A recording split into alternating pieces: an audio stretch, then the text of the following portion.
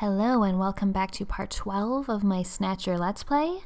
This is the start of the third and final act. It's time for Gillian, Metal, and Mika to start trying to figure out what's going on and how to end the Snatcher threat. With the start of this year's Kyoto Summit just 3 hours away, the delegates from the participating countries are beginning to arrive at the conference center.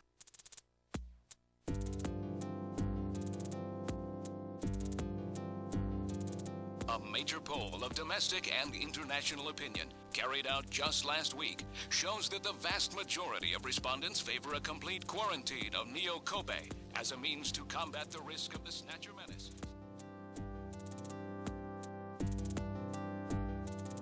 Now that the Chief's death has been confirmed, it won't be long before they strip us of our Junker authorization.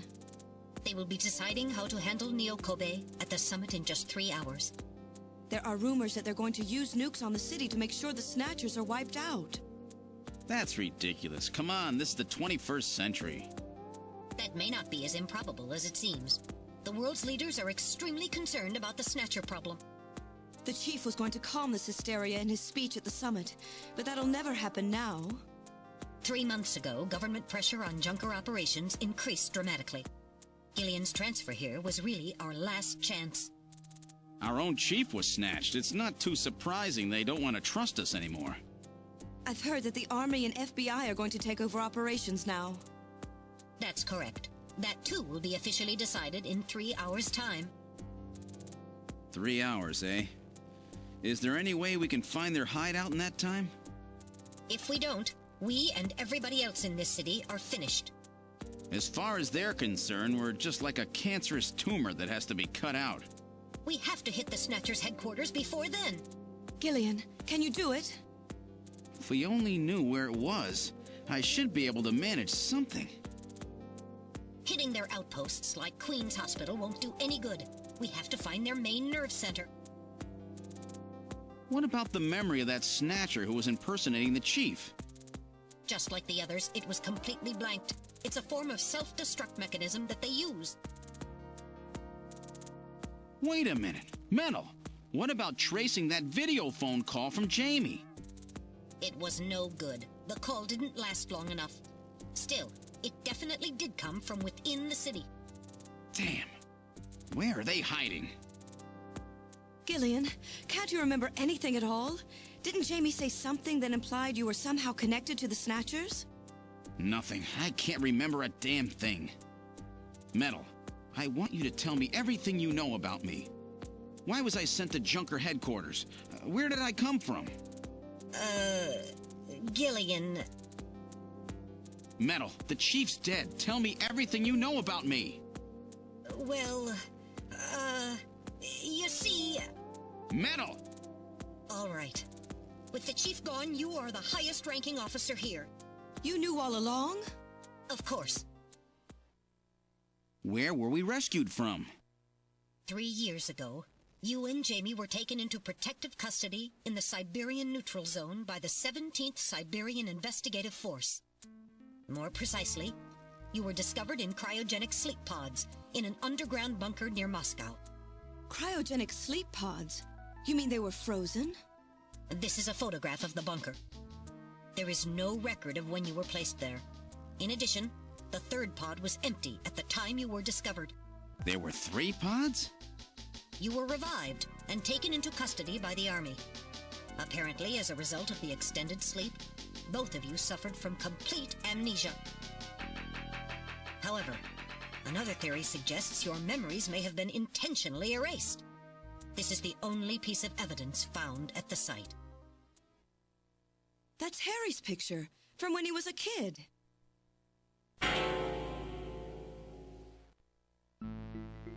That's correct. Harry is Gillian and Jamie's son. It's been confirmed by DNA tests. Harry? Harry was my son? Using the information gained from the photo, it was established that you are Gillian Seed and your wife, Jamie Lorraine. Both of you are American citizens, born in the late 1960s. The 1960s? In addition, both of you vanished without a trace in 1989. There is no other information available about you after that. 1989? Yes, you come from a world that's been gone for 50 years. But what does that have to do with the Snatchers? When the 17th Special Investigative Force was bringing the two of you out, there was an accident. Though the two of you were all right, most of the 17th was killed. One of them was a Snatcher. Of course, before their departure, they all underwent thorough examinations. So, if one of them was snatched... It had to be somewhere in Siberia, right? That's correct. And in order to attempt to determine the origin of the Snatcher, as well as your true identities, you were assigned to Junker headquarters. The hope was that exposure to the Snatchers would help you regain your memories.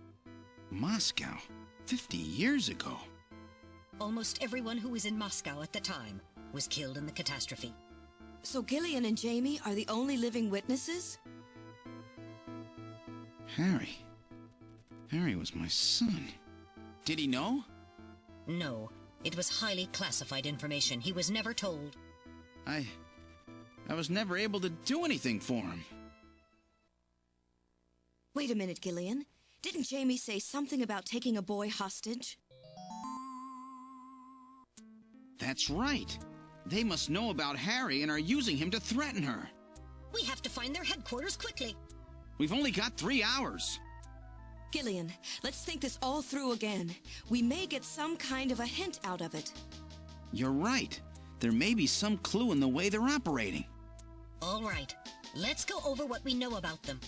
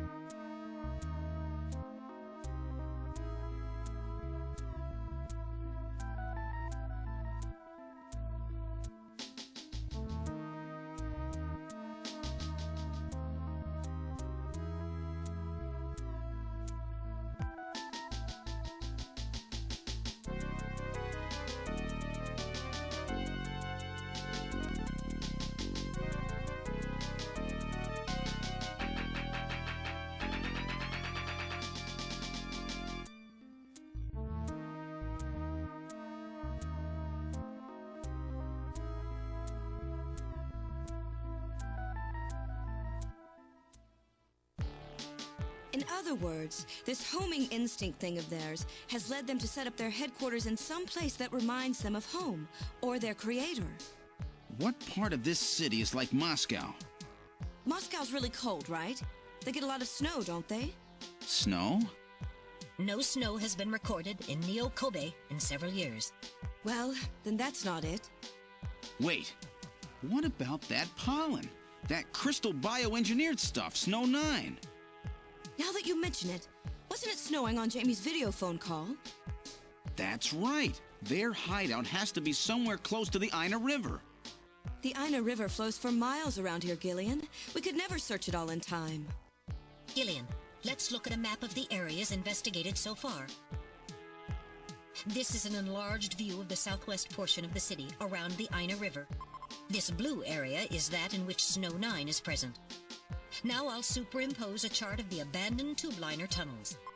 From this, we can establish those areas with Snow 9, which are accessible by subway tunnel.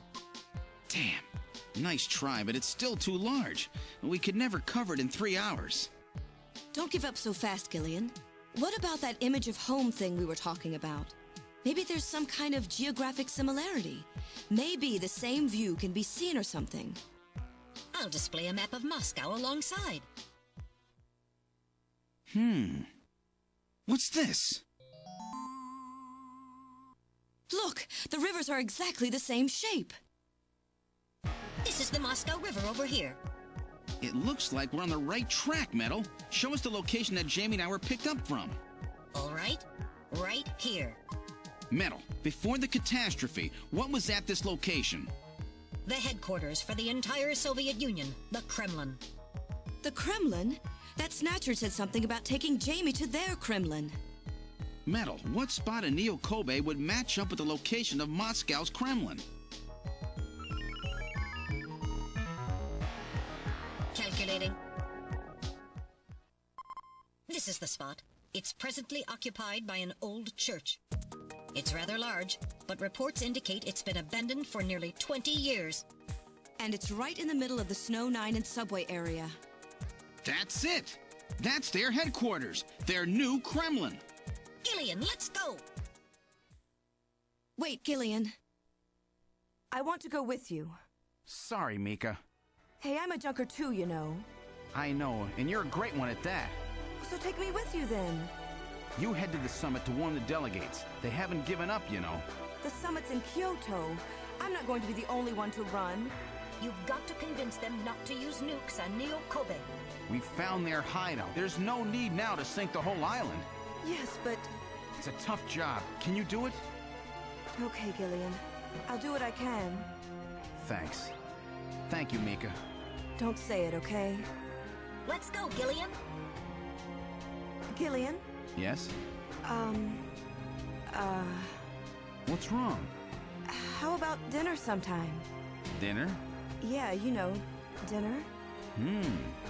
Mika. Not interested. I thought it would be nice, you know, to kick back, relax. It's Christmas after all.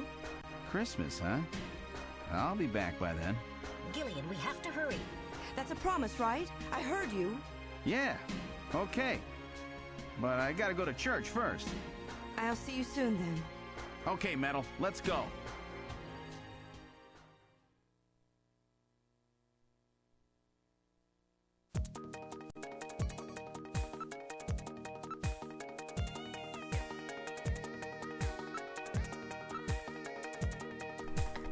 So, as you can probably see, there's not a whole lot of playing to do in this act so far, and that will continue for most of the act.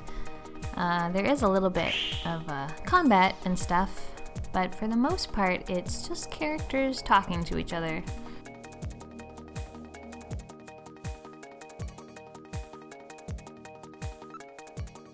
I've input the map data on the Kremlin's locations. Lift off.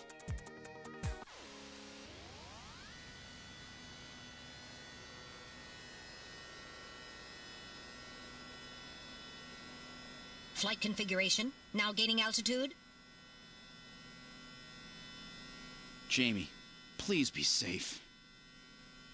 Gillian, please keep in mind that we're working with a strict time limit. A 50-year debt in 3 hours.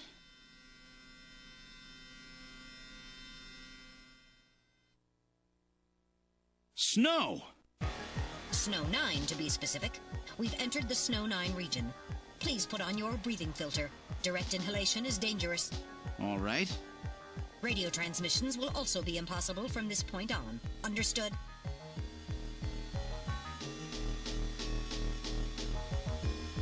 Now descending. Conversion to hover configuration complete. Gillian, we've arrived.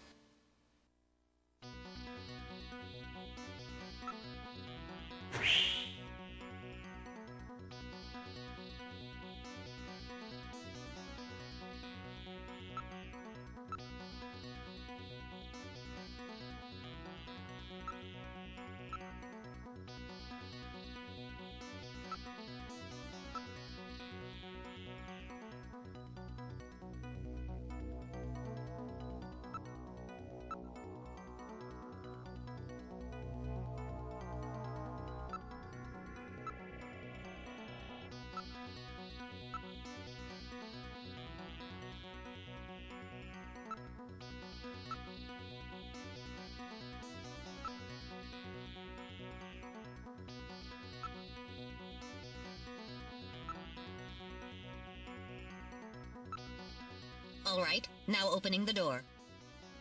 What's wrong? Won't open? I've scanned it, and it's not locked. It is probably rusted into place. Not surprising. After all, our friends always go in and out through the basement. Let's push it together. All right. 1, 2, 3!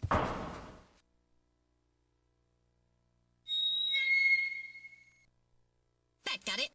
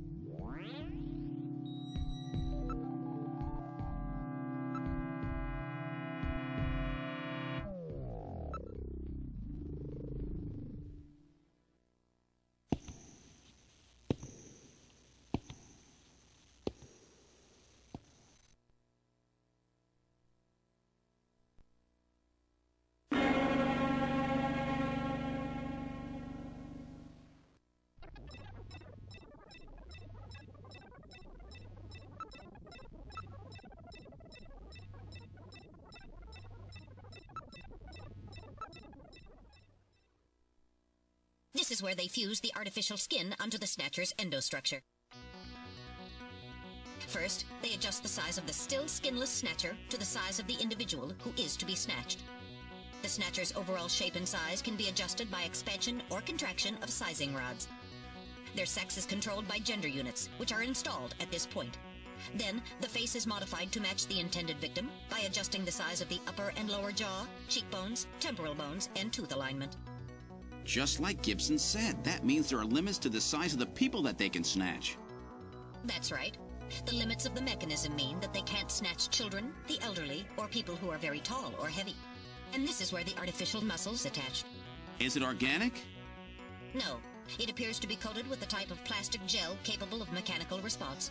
Like human muscles, it creates mechanical energy through chemical reactions. And this is where the artificial skin is attached. In order to prevent the synthetic cells, developed using biotechnological protein design techniques, from rejecting the inorganic material below, they attach it gradually over a number of days. And this is the stuff that gets cancer if they stay out in the sun too long. Finally, they attach body and scalp hair. The process involves transplant of synthetic hair follicles as well, so the hair will grow back if it's lost. What about scars or birthmarks? It would appear that they make those adjustments at this point in the process, as they would for wrinkles to simulate age.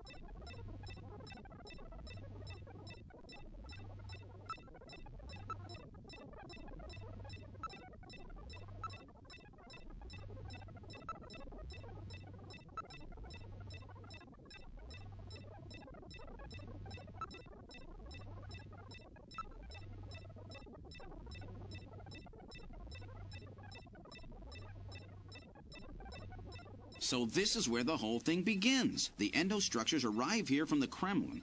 Then they convert them into copies of their victims. And finally, they head out into the city using the old subway system. With artificial skin maintenance being handled at Queen's Hospital. But who's behind all this? Gillian, look at this. There are some finished Snatchers over here. Get a load of this. The U.S. President, the Prime Ministers of Japan, and the U.K.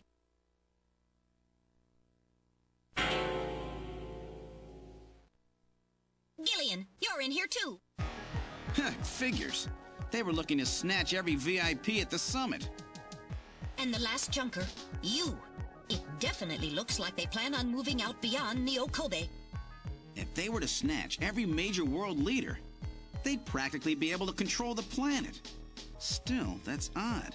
With their flawed skin, pulling something off like that would really be difficult. Chin said they had found the key to developing a perfect artificial skin.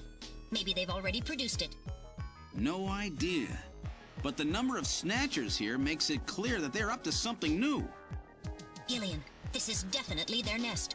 We should destroy everything. Not yet. Not until we found Jamie. Metal, how much time do we have left? The summit should have begun by now. We don't have much time. And once our legal privileges are suspended, I won't be able to help. In fact, I'll be forced to restrain you. I know. If the military wants to avoid nukes and goes for a surgical strike on this facility, what would they likely use? Probably a phased particle beam from one of the attack satellites. A phased particle beam, huh? That'll wipe this complex right off the map. Everything, including the soil, will simply evaporate. The attack will leave just a large crater.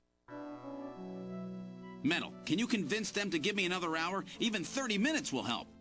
Understood. I'll try my best. And I'll try to find and rescue Jamie in that time.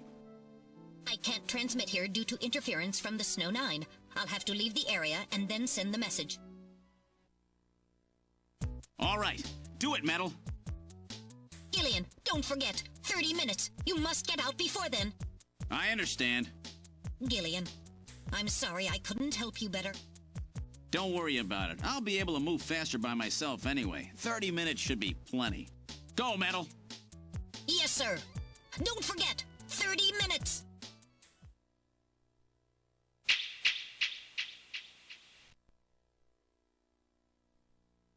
"30 minutes?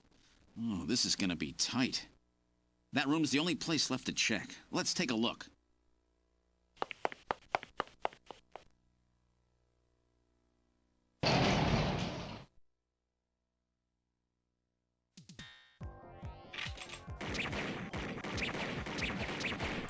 So this here ended up being the most difficult part of the game by far.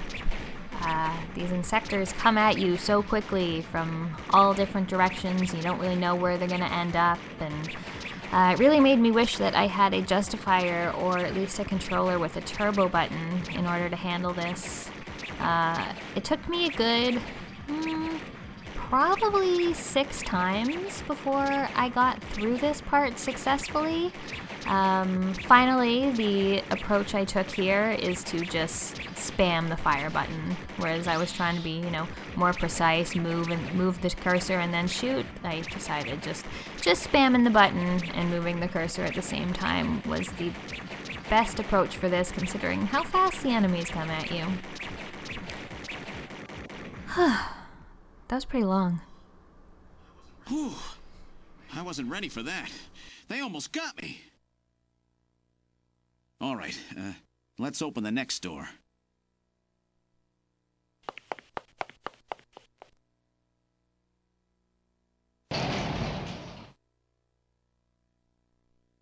Doesn't look like there's anything here.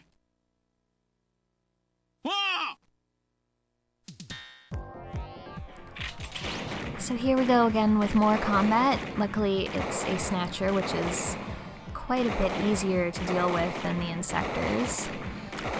One really shitty part about this sort of string of combat is that it doesn't, give you a checkpoint in between. So at one point I died during this part because you don't get to heal or anything in between the last fight and this one. And there was no checkpoint, so I had to go all the way back to the previous room, had to go through conversation with Metal and Gillian, fight the Insectors all over again, and then come back to this. So this was a frustrating part of the game. Jeez, these guys are tough. Of course, I didn't exactly expect them to welcome me with open arms. Okay, let's try this next door.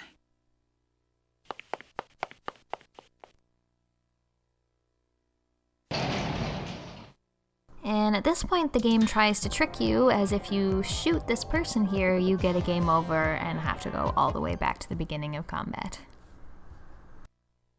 Jamie, are you all right? Gillian, you came for me. Are you hurt? No, they won't lay a finger on me. Not until the new artificial skin is completed anyway. Artificial skin research? You? Gillian, I've got my memory back. All of it. What happened? Tell me, Jamie. They said they'd kill him. They said they'd kill Harry. They forced me. I had to help them with the skin development. They said I had to help them because the professor was ill. Wasn't getting any better. Gillian, the engineer Harry, he's our son. He's been living on his own now for 50 years. Jamie, I'm afraid that Harry's... There was nothing I could do. They forced me. But I can't do it anymore. Jamie! The professor, he just died. He was over 100. The professor? What? This old man? Don't you remember? It's Professor Modner. Professor Petrovich Modner. What? This old man is Modner? He's been confined here for 3 years now, just to develop the Snatcher's artificial skin. Terrible. Doing that to your own father. Whose father? Jamie, I don't have any idea what you're talking about. You really can't remember, can you?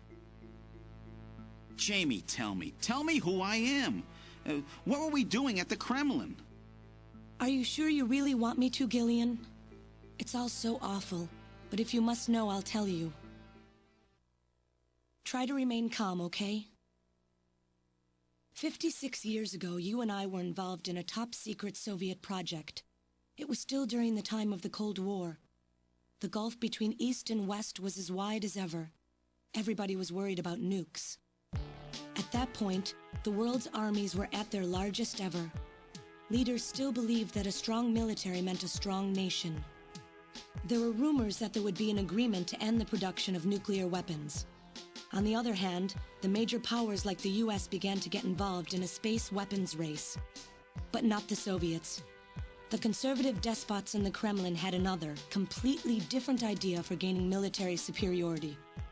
A horrible plan, something no one else would think of. At that time, the countries of the communist bloc were facing an economic crisis. Popular movements pushing for democracy were springing up all over. Communism itself was facing extinction.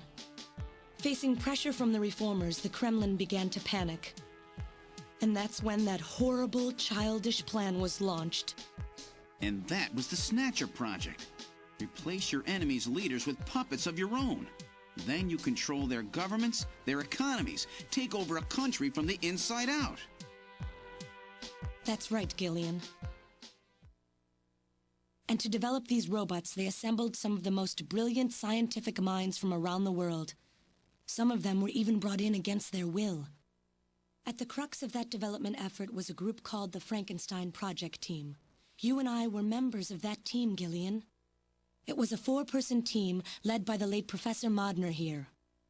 The robotics expert was Professor Modner himself. His son, Elijah Modner, handled genetics and microbiology. For nanobiology and picobiology, myself. And for behavioral science and psychology, you, Gillian. Early development was carried out at a lab in Novosibirsk, but was later moved to a secret facility under the Kremlin. At the time, the Glasnost and Perestroika movements were gaining momentum, and they rightly feared for the existence of the program if it should become known. But some of the reformers did learn of the project, and they conspired with the US to block it. Gillian, you were a CIA special agent sent by the United States to infiltrate and sabotage the project. I was CIA? Yes, and the government knows that. That's why you were assigned to the Junker team. What? Who am I?